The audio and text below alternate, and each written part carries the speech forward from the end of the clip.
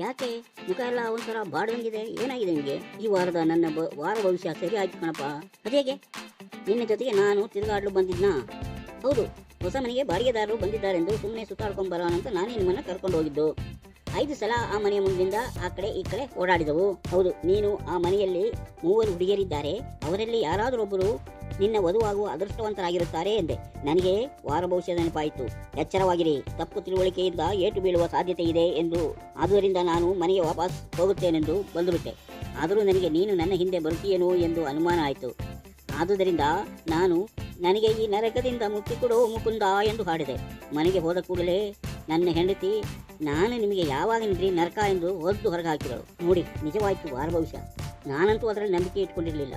ಹೌದಪ್ಪ, ಹೊಸದಾಗಿ ಬಂದ ಬಾಡಿಗೆದಾರರಿಂದ ಏಟು ಬೀಳುವುದನ್ನು ತಪ್ಪಿಸಿಕೊಳ್ಳಲು ಮನೆಗೆ ಹೋದರೂ ನನಗೆ ನನ್ನ ಭವಿಷ್ಯ ಸತ್ಯವಾಯಿತು ನೋಡು. ಬರ್ತೇನೆ, ನಿಮ್ಮ ಜೊತೆ ಇದ್ದರೆ ನನಗೂ ಏಟು ಬೀಳುವ ಸಾಧ್ಯತೆ ಇದೆ.